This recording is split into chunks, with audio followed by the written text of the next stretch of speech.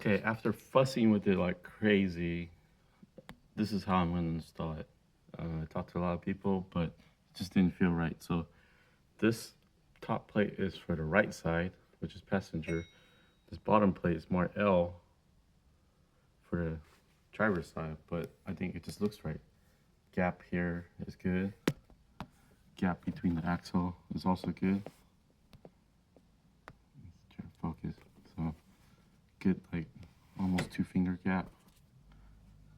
1.5. I think is sufficient. And then also this, a lot of clearance.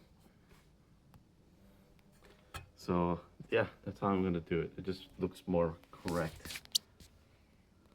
This is lopsided, but I'll show you when I jack it up. It's gonna be pretty even.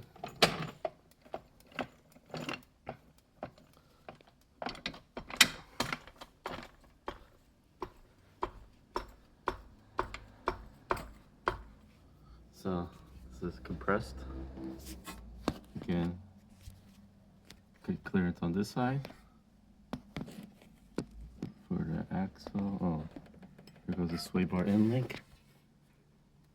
Almost 2 fingers right there. Let's see if I can show the axle. It's kind of hard to tell, but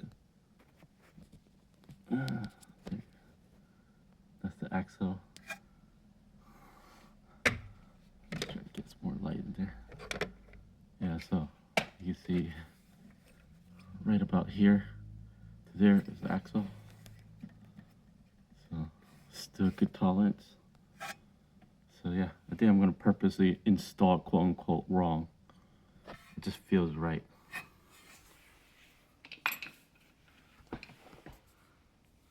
You see the bags are like compressed evenly, not all lopsided.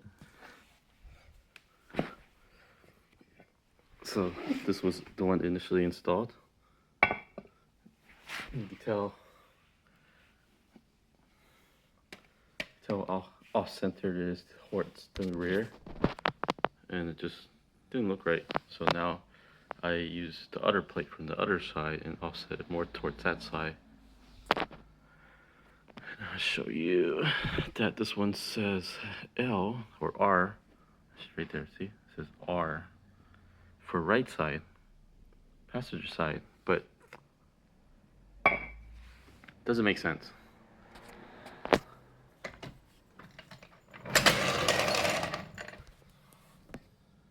See, this makes sense.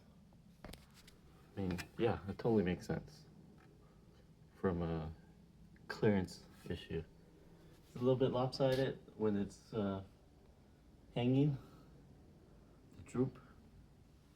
But actually, I mean, the other bikes I had that same kind of bend radius. Yeah, this is how I'm gonna install it. Yep, I'm gonna finish up the rest of it. Get the side on the driver's side and then proceed.